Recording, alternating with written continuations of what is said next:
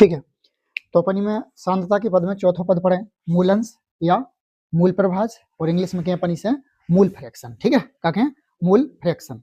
तो हमें सांद्रता के पद हम पढ़ रहे हैं, और सांद्रता के पद में हमने 3 पढ़े, कौन कौन, द्रव्यमान प्रतिशत, आयतन प्रतिशत और द्रव्यमान आयतन प्रतिशत। ठीक है, और 3 अपन समझ में आ गए। आज अपन चौथा इको टर्म पढ़े, जो हमें पढ़ने से पहले हमें थोड़ा एक फॉर्मूला पता चले जो हमने 11 में पढ़ी है, मूल बराबर। ठीक है, क्या बराबर, मूल बराबर हमने सूत्र पढ़ी का भार बटे अणुभार, भार बटे अणुभार। और हमें इस सूत्र की में बहुत जरूरत है। ठीक है, मूल बराबर भार बटे अणुभार। और जो हमने कक्षा 11 में मूल के बारे में अपन पढ़ के आए हैं। ठीक है, यहाँ पढ़ के आए हैं। हमें में भार तो दो ही रहे, भार तो वही 20 ग्राम, 50 ग्राम, 60 ग्राम, 70 ग्राम। ठीक है, तो भार तो अपन ही मिले। और अणुभार क्या, तो अणुभार वही जैसे जल को अणु का हो H2O का को जो जल को अणु है। ठीक है, जो जल को अणु NH3 जो काय को अमोनिया को तो हमें अणुभार के लाना है जो हमारी में ये तत्व हैं या फिर ये परमाणु हैं, इनको जाना है। तो हमने लिखवाए भी है कछु, और वे दोबारा भी लिख लियो। ठीक है, या फिर याद है तो अच्छी बात है। जैसे कार्बन को कितने खुद अणुभार कितने खुद 12। ठीक है, 12 खुद।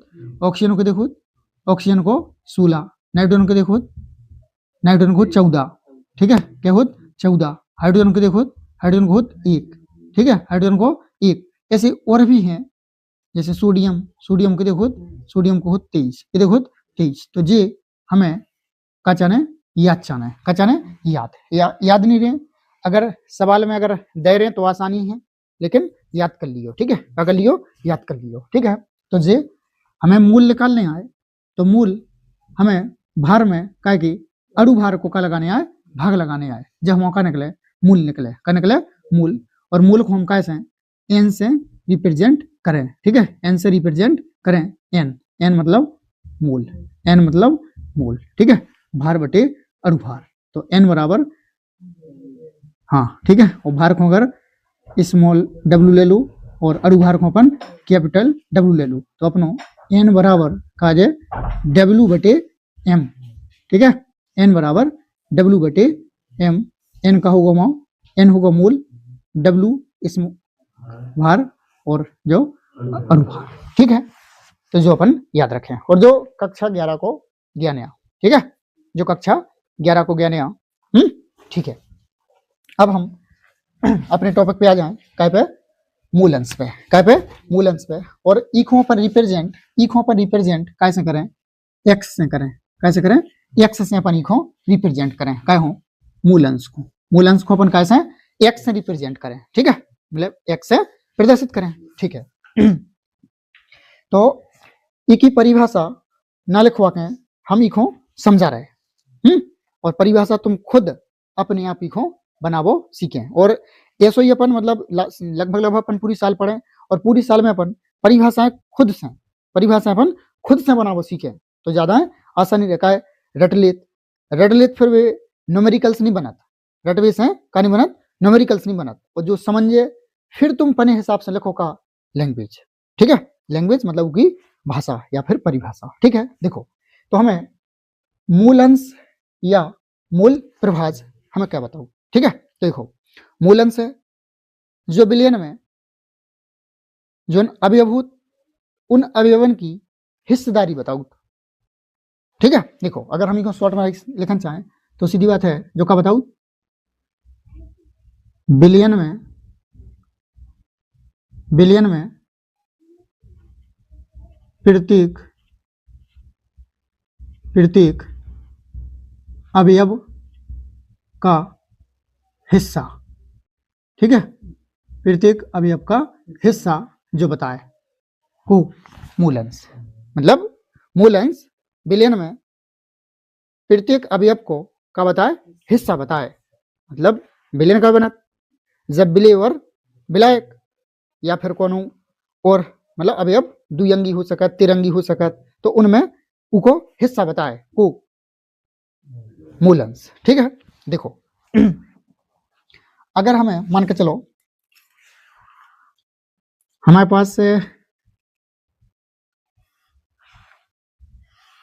एक हम द्विअंगी विलयन को द्विअंगी विलयन लो, कल हमने द्विअंगी विलयन, हम ये द्विअंगी विलयन ले रहे, ए है और ई में हमारा बी है।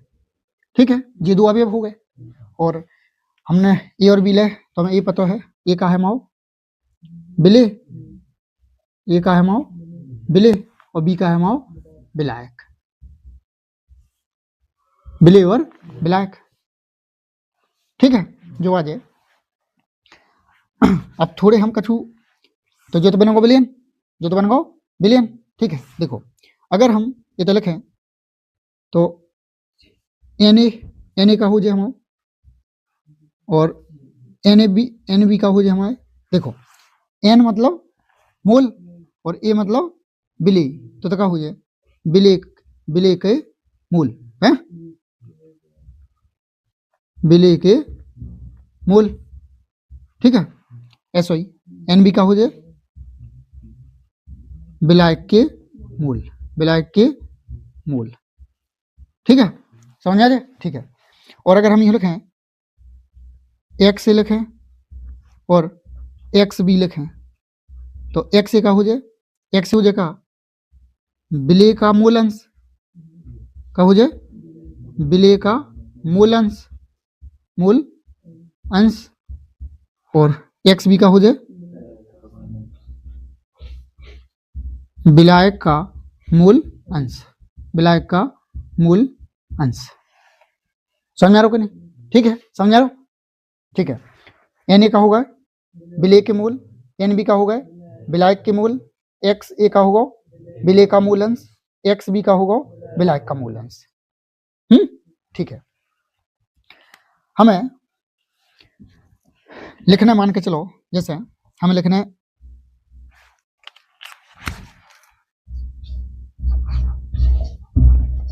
विलेय का मूल अंश, विलेय का मूल अंश, तो हम ही हो एक्स ए बराबर विलेय का मूल अंश बराबर क्या है, जो ऊपर क्या है विलेय के मूल, विलेय के मूल बटे विलयन के कुल मूल, विलयन के कुल मूल। ठीक है, नहीं आओ समझ में? देखो एक्स विलेय का मूल अंश या विलेय का मूल प्रभाज बराबर विलेय के मूल, विलेय के मूल होगा लिखने पर एन ए बटे विलयन के कुल मूल। अब विलयन में कारक विलेय और विलायक, और हमने जो द्विअंगी विलयन को तो लो ही उदाहरण है, तो इसमें क्या है विलयन के कुल मूल में क्या है N A plus N B, N A plus N B, जो वो हम क्या गो विलेय का मूल अंश। ठीक है, नहीं आ रहा समझ में? आ रहा? ठीक है, ऐसा ही हमें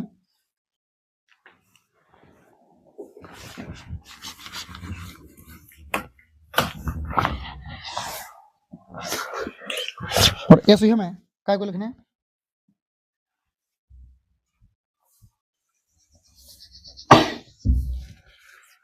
हम अगर लिखें का विलायक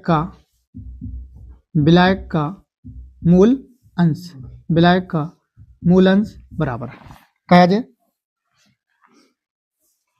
विलायक के मूलों की संख्या या विलायक के मूल, विलायक के मूल या फिर विलायक के मूलों की संख्या बटे में कहा जाए विलयन के कुल मूल, विलयन के कुल मूल।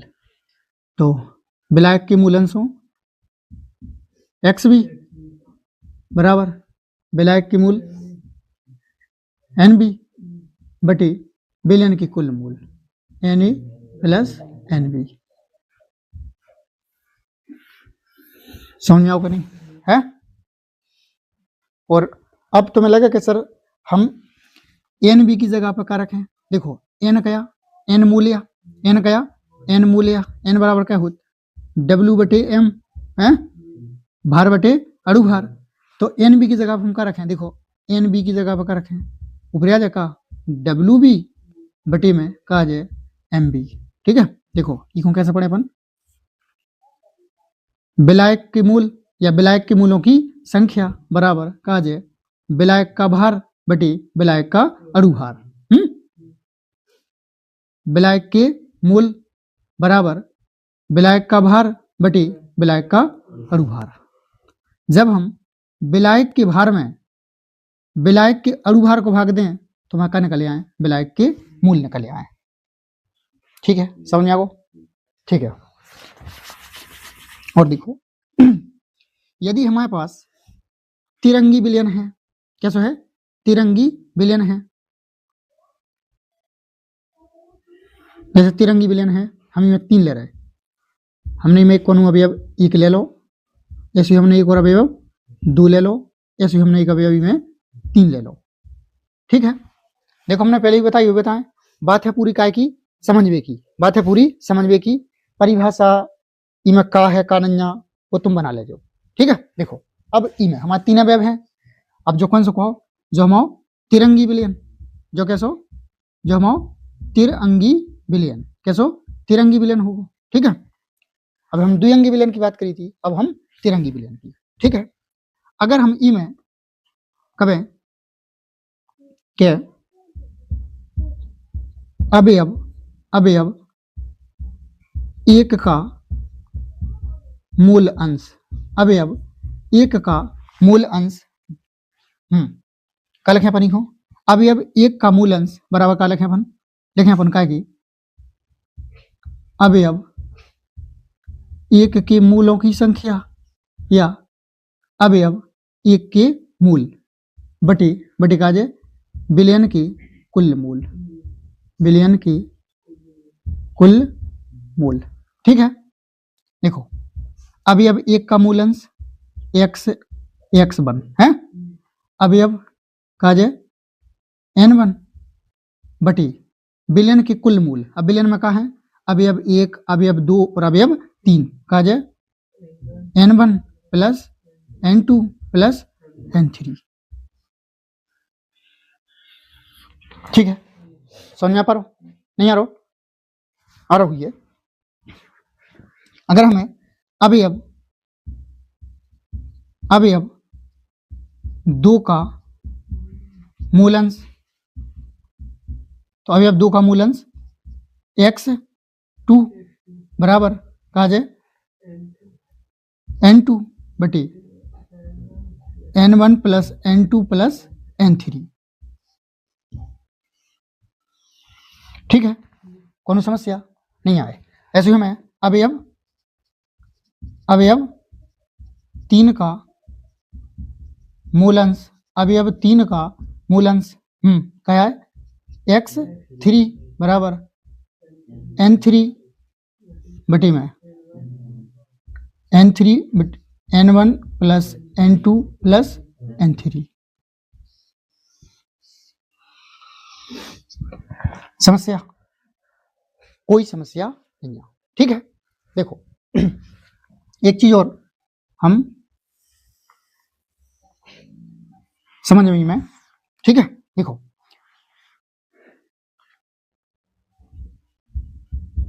विलयन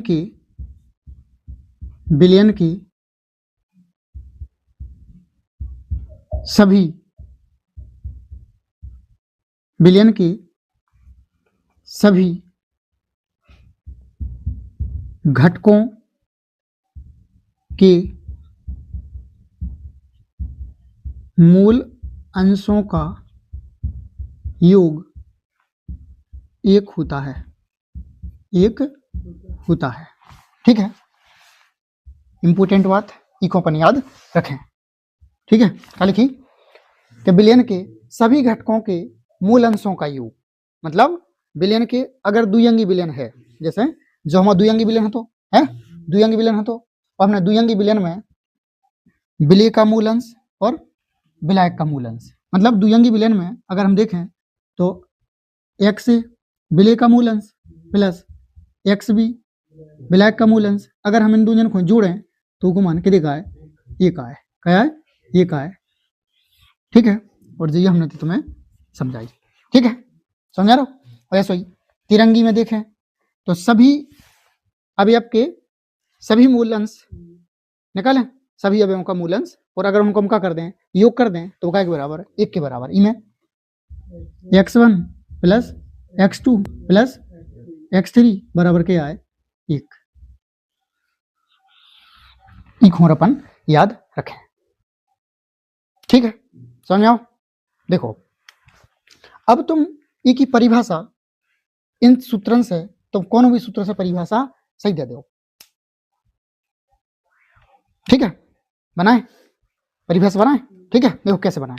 अब हमें अगर हमें बात समझ में आ गई और हमने बताई है कि विलयन में मतलब जो मूलंश है वो विलयन में प्रत्येक अवयव को का बताऊं हिस्सा बताऊं, मतलब हिस्सेदारी बताऊं, विलयन में कौन अवयव की हिसाब से हूं मैं है।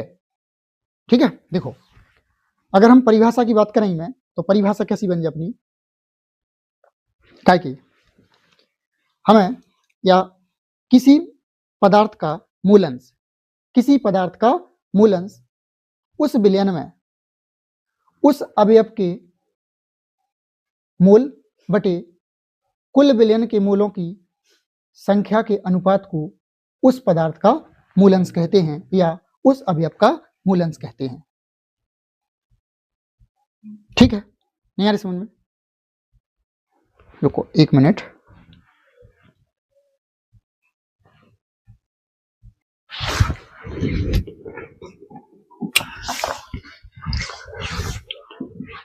ठीक है, तो सूत्र पढ़ने के बाद अपन ही इसमें लगाना का सवाल। ठीक है, तो पहला सवाल है हमारी में 450 ग्राम जल में एसीटोन के 5.8 ग्राम को घोला गया है। विलयन में जल तथा एसीटोन का मूल प्रभाज ज्ञात कीजिए और एसीटोन तथा जल के अणुभार 2 है। ठीक है, एसीटोन का अणुभार 58 और जल को कितने 18। ठीक है, ये का दो अणुभार और हम इनको हल करें तो हल तो हमारे पास क्या है जल, जल मतलब H2O का भार। ठीक है, का भार कितने दो 450 ग्राम। कितने दो यहाँ पर क्या लिख सकत WH2O नहीं लिख सकत है, क्या लिख सकत WH2O के देखे 450 ग्राम। एसीटोन, एसीटोन का भार यहाँ पर W और CH3CO CH3 लिख सकत। ठीक है, जो कि दो वो दो 5.8 ग्राम, कितने दो 5.8 ग्राम। ठीक है, हमें दूंजन को क्या मूल प्रभाज ज्ञात करना है और अव्यवहार दे रहे जो दे रहे हूं मैं एसीटोन तथा जल के अणुभार 58 और 18 दे रहे। अगर हमें दूंजन को निकाल लें, अगर हम निकालें पहले क्या निकालें जल का मूल अंश है, जल का मूल अंश, तो जल का मूल अंश या फिर मूल प्रभाज और ये हम क्या लिखें XH2O नहीं लिखें XH2O बराबर सूत्र का बने, सूत्र बने अपनों का NH2O है बटी क्या है NH2O प्लस NCH3CO CH3। ठीक है, ले लगे। अब देखो अब हमें ई फॉर्मूला में जल के मूल बटे कुल विलयन की मूल है, जल की मूल बटे कुल विलयन की मूल। तो जल की मूल हम इतने निकालें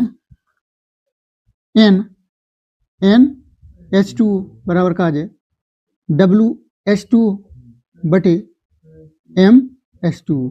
ठीक है, कल अपन ने कर लेंगे, आज अपन ने जो पढ़े तो का मूल बराबर नहीं पढ़े, मूल बराबर भार बटे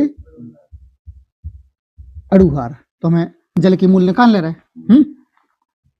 जल को भार के दिखे, जल को भार है 450, 450 बटे अणुभार के देखे 18, ठीक है 18, 18 को अपन का दिल्ली में भागते लू।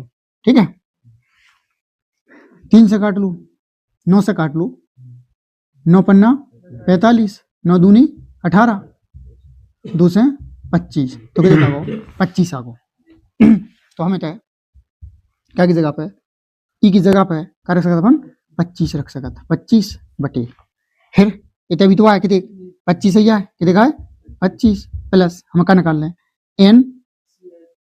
ठीक है, मतलब एसीटोन की मूल निकाल लें, क्या निकाल लें एसीटोन की, और हम एसीटोन की निकाल ले रहे हैं।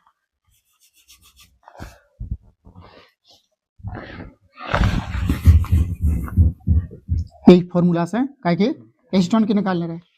तो एसीटोन को कहा जाए वही आ जाए NCH3COCH3 बराबर कौन है WCH3COCH3 बटे में MCH3COCH3।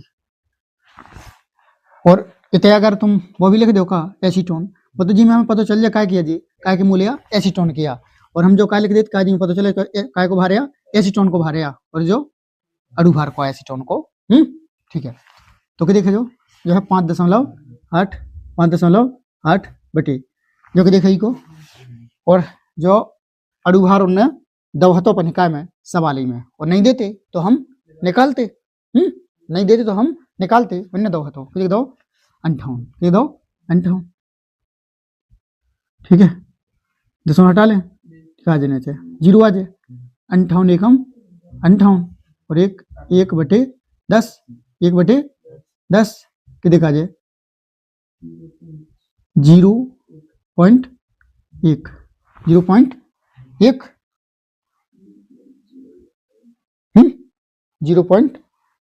0.1 ही है, 0.1 ही है। तो फिर ई के मूल क्या आ गए 0.1।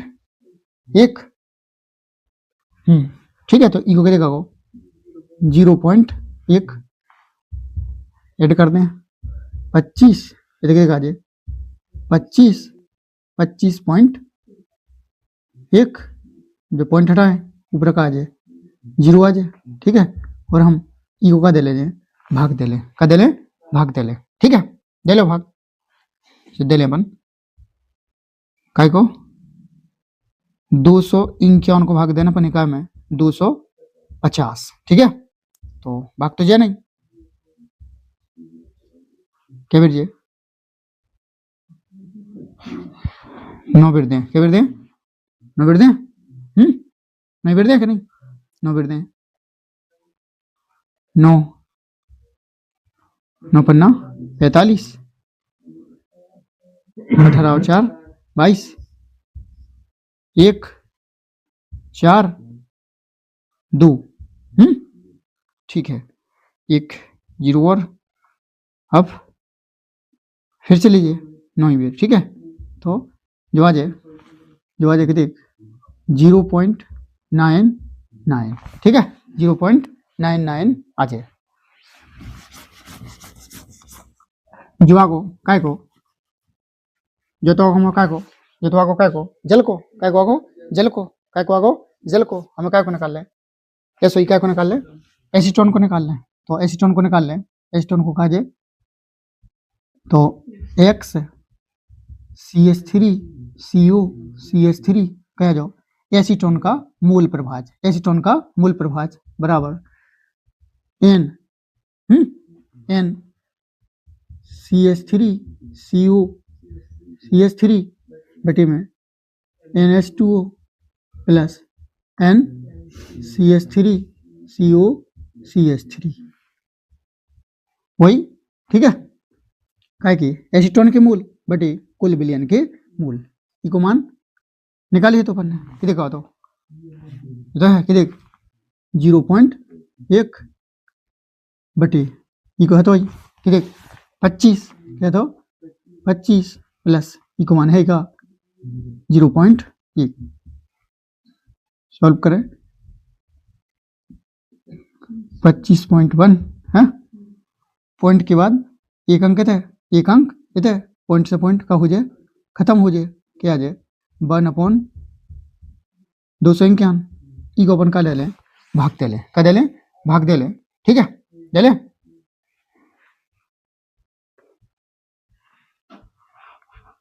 तो फिर ई को भाग दे तो जो आ जाए देख 0.0 और 1 ठीक है कि ये देखिए है जो का हो जाए आंसर ठीक है लगभग लगभग उसी की आया देखो उसी को देखा है और हमें पता है हमने कल एक बात पढ़ी थी मैं कि विलयन के सभी अवयवों का मूल प्रभाजों को योग करें वो क्या बराबर आए 1 के बराबर आए क्या बराबर आए 1 के बराबर आए ठीक है और हम में ऐसा भी कर सकते कि अकेलो 1 को निकाल के जल को निकाल के ठीक है तो हम ऐसा भी तो हमने पढ़ी मैं कहा कि XH2 प्लस XCH3 COCH3 बराबर 1 ई को हम आई गो तो क्या गो तो जो आ गो तो 0.99 प्लस ई को हम क्या कर दे ज्ञात कर लेते ठीक है जो ई बगले पक्षांतर कर देते हैं क्या कर देते पक्षांतर कर देते तो XCH3 COCH3 1 माइनस 0.99 जो हम क्या कर लेते माइनस कर लेते हैं क्या कर लेते माइनस कर लेते तो क्या आ जाता 0.99 ठीक है क्या बचता 1 क्या बचता 0 दशमलव क्या बचता 0 क्या आ जाता 0.1 और हम जब एग्जाम में करें तो हम ऐसे 2 को या फिर 3 को निकाल लें तो 1 या 2 को निकाल के फिर अपन वो 1 में से क्या कर दू करें माइनस कर दू करें 1 में से क्या कर दू करें माइनस कर दू करें को आ जाए ठीक है समझाओ नहीं आओ आगे पूछे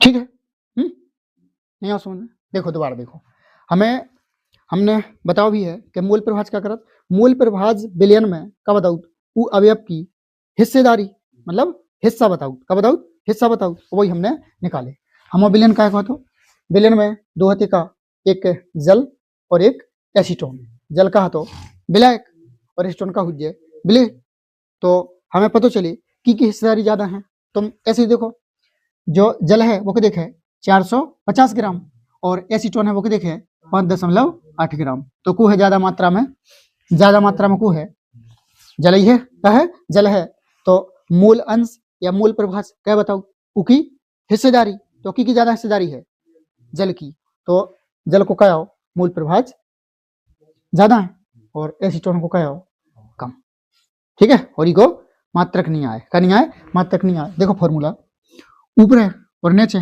करे अगर मात्रक रहे भी तो सेम नहीं रहे तो मात्रक से मात्रक का हुई है कट जाए इसलिए मतलब ऐसा ही है ठीक है एक सवाल और कर रहे हैं अपन और ज्यादा समझ में आ जाए इको भी हम हल करें देखो का दो है वो अपन पहले देख ली यहीं में 36 ग्राम जल तो कह दो जो हम इको का लिख सकत WH2 नहीं लिख सकत WH2 मतलब जल का भार WH2 को मतलब जल का भार अब देखो अगर हम ऐसो लिखें काय में ऐसो जैसे हमने वो पहले दिन करवाओ तो उनमें टाइम लगे टाइम लगे तो हम ऐसो लिख जाए समझ में नहीं आए आ जाए कि देख दो 36 ग्राम ठीक दो 36 ग्राम ठीक है और एथिल एल्कोहल को अड़सू जाना क्या है C2H5OH ठीक है तो जो कहा जाए WC2H5OH बराबर कितनी है 46 ग्राम ठीक है ऐसा ही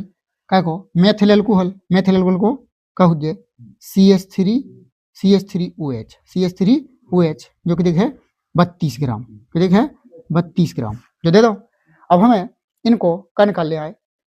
ई सवाल में तो कहा था तो उन्होंने ई को अड़ुभार दो तो, और ई में नहीं दो, वो हम क्या करें अड़ुभार निकाल ले। देखो तो हम लिखें का, पहले हम MH2O मतलब जल का अड़ुभार।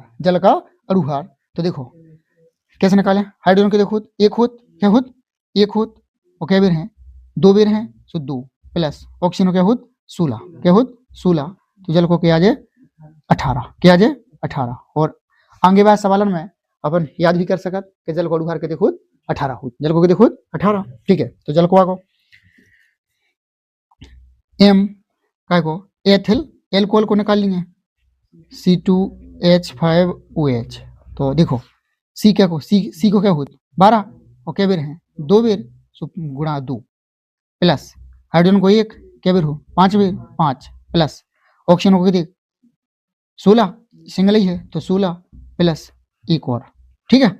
ऐड करें अपन 24 प्लस 5 प्लस 16 और 1 17, जोड़ दो 17 और 5 22 और 24 क्या हो गए 46 है, क्या हो गए 46। तो लो काय को एथिल एल्कोहल को अड़ुभार कितने का को 46। एक और निकाल लें काय को मेथिल एल्कोहल को, तो MCH3OH बराबर 1 मतलब 12 कार्बन के देखो 12 नहीं होत, प्लस हाइड्रोजन को एक क्या बार है 3 बार, प्लस ऑक्सीजन को 16 और प्लस 1 12 3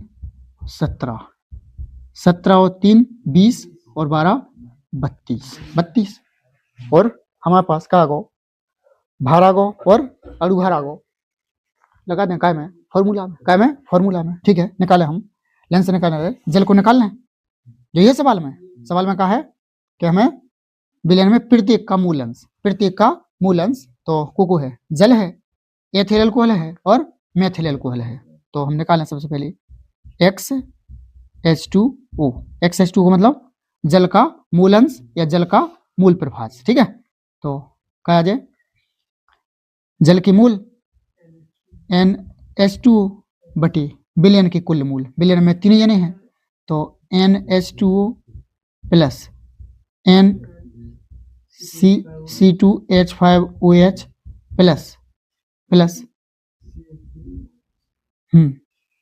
प्लस NCH3OH, ठीक है। कर पे अपन N निकाल लो, N मूल निकाल लो जल के, मूल निकाल लो एथिल एल्कोहल के, मूल निकाल लो मेथिल एल्कोहल की, और रख दें कहा जाए आंसर आ जाए, ठीक है। निकालें अपन जैसे अपन नहीं के निकाले थे ऊपर वाले में ऐसे ही निकालें। हमें NH2O कैलकुलेट करना है तो सूत्र होता का भार बटे अड़ुभार, तो WHO बटे MH2O, तो WHO के देखे 36 बटे MH2O के देखे MS2O के देखे 18 दूनी 36 क्या गो 2, तो 2 आ जाए अपन में जो आएगा कि देख 2 प्लस इको निकालें, ठीक है। तो डायरेक्ट निकालना है N डायरेक्ट निकालना है N काय की एथिल एल्कोहल के, तो कहा जाए WHO देख लो को देखे 46 और 46 इको का है अड़ुभार, तो 46 एकम 46 इको के देखा गो 46 मतलब 1 है प्लस इको निकाल लो, तो N बराबर कि देखे 36 तो कि देखे 32 और जो भी 32, तो 32 एकम 32 क्या गो 1, तो 1, ठीक है। समझा रहा हूँ ऊपर क्या आ गए 2 बटे 4 को भाग दें क्या आ जाए 0.5, तो जल का मूलंश क्या गो 0.5 और ये अपन याद रखें रे। अब तो सबको निकाल लो, देखो ई के आगे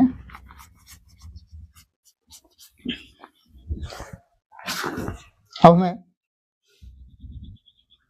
जैसे जो तो क्या को जल का को मूल अंश हमें एक्स C2H5OH काय को एथिल एल्कोहल का मूल अंश काजे C2H5OH मतलब एथिल एल्कोहल के मूल बटे विलयन के कुल मूल भी रखे अपन 2 + 1 + 1 ये कितने का थे ये का तो क्या होता 1 1 बटे 4 1 बटे 4 4 को भाग दें तो कितने का है 0.25 0.25 जो काय को और SO मेथिल एल्कोहल को X CH3OH तो वो याद है का N CH3OH अपॉन विलयन की कुल के देखें 2 + 1 + 1 1/4 ई को भी आ जाए 0.25 आंसर। तो विलयन में प्रत्येक अभी आपको आगो जल का मूल अंश 0.5 एथिल एल्कोहल का 0.25 मेथिल एल्कोहल का 0.25 ठीक है समस्या नो समस्या। और हमने जो वो पढ़ी है कि विलयन में प्रत्येक का मूल अंश क्या करें ऐड करें जोड़ें तो वो कितने का आ जाए 1 आ जाए। देखो जोड़ो 3 को जोड़ो कितने का 0.5 ठीक है प्लस 0.25 और प्लस 0.25 जोड़ें कितने का आ जाए 1 आ जाए क्या आ जाए 1 आ जाए। तो हमारी क्या परिभाषा सही हो जो हमने लिखी तो वो भी सही है ठीक है समझ आओ नहीं आओ 2 हमने न्यूमेरिकल से करवा दिया तुम्हें और हम ऐसे 2-4 और तुम्हें दें निकाल ले जो समस्या ठीक है करो फिर।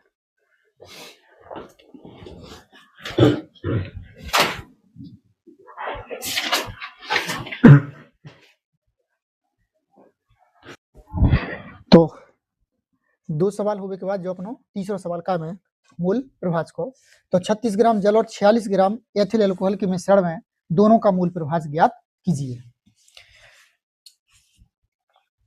तो हम सबसे पहले डायरेक्ट का हल और हमें सवाल हल करने में मतलब इसमें हमें 2 का है और ज्ञात तो पता ही है कि मूल प्रभाज करना है 36 ग्राम जल। अब हमें इतने तो पता चाहना ही है कि 36 ग्राम जल जो कह दो जो दो अपने का जल का भार है जल का भार और जल के भार को हम शॉर्ट में मतलब प्रदर्शन में क्या लिख दें WH2O कि देखे 36 ग्राम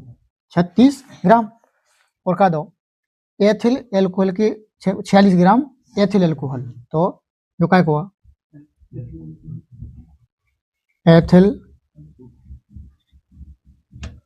एथिल एल्कोहल का कदर है भार मतलब WC2H5OH किधर है 46 ग्राम। अब हमने मतलब मूल प्रभाज पढ़े मूल प्रभाज की डेफिनेशन में हमने पढ़ी कि हमें जी को मूल प्रभाज निकालना है ऊ के मूल बटे विलयन के कुल मूल को भाग दे दें आज हम का मूल प्रभाज ठीक है। देखो हमें अब हम जन पढ़ के आए मूल बराबर का हो भार बटे अड़ुभार और पहले हम क्या निकाल लें जल को अड़ुभार और एथिल एल्कोहल का अड़ुभार ठीक है। तो हम लिखें का जल का अड़ुभार और ये हम शॉर्ट में MS2O बराबर कितने का जल को तो क्या होता H2O हाइड्रोजन 2 ऑक्सीजन 16 तो क्या हो जाए 18 और SO काय को एथिल एल्कोहल का अड़ुभार और हम क्या लिख लें शॉर्ट में C2H5OH, ये देखो 46 है। सवाल करे तो अपन ने अभी तो मैं कहा तो नहीं हो तो देखो अपन देख लें।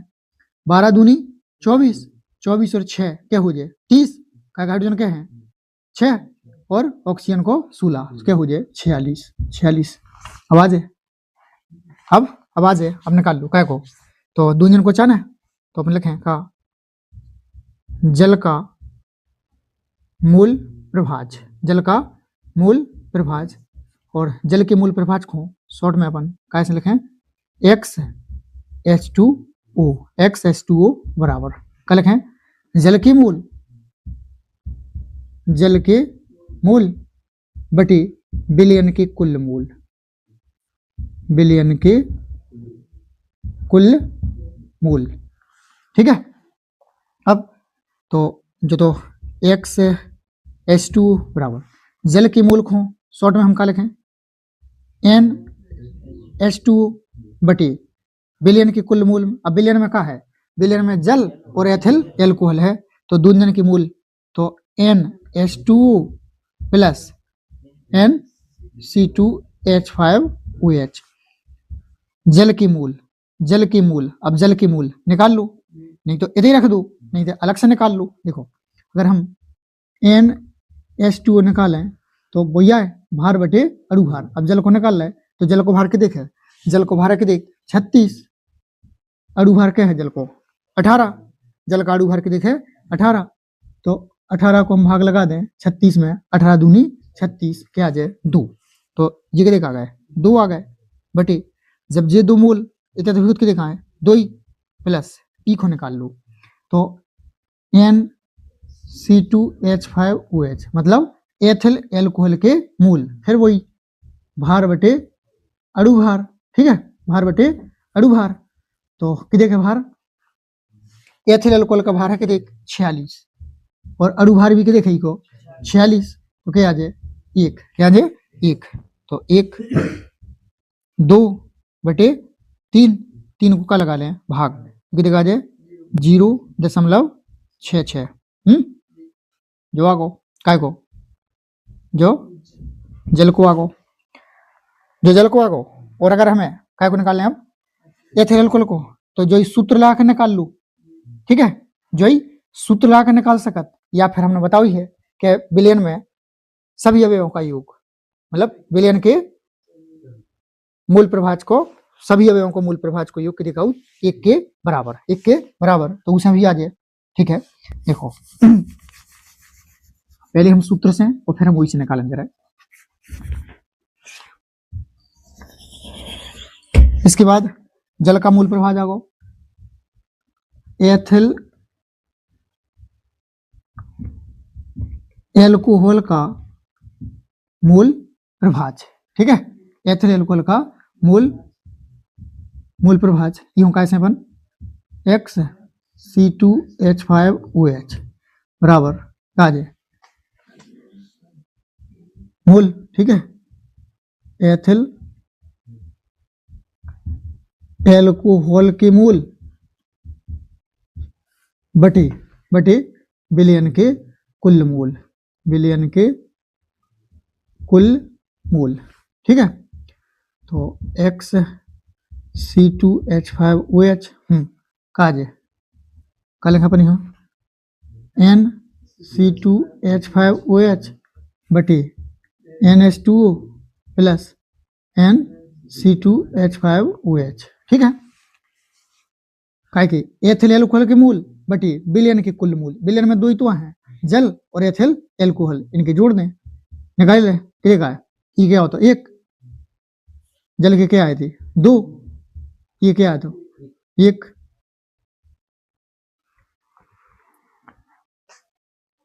ठीक है क्या आ जाए 1/3 भाग दें क्या है 0.33 आंसर। ठीक है या फिर ऐसा निकाल लेते अपन XH2O प्लस XC2H5OH बराबर 1 इक्वाई गया तो देख 0.66 प्लस C2H5OH बराबर 1 X C2H5OH मतलब एथिल एल्कोहल का मूल प्रभाज बराबर 1 साइड माइनस 0.66 घटा लेते 0. देख वही देखा तो 3. ठीक है, थोड़ा और ले अपन एक और अंक और क्लियर हो जाए क्या जैसे अब 1/3 है 1/3 है अभी भाग दें, ठीक है, इमें भाग दें तो क्या देखा है 0.33 आज जे मतलब लगातार और ऐसे अपन ने ई को भी दो तो जो भी आउट जे, ठीक है, ठीक है, तो जो आ जाए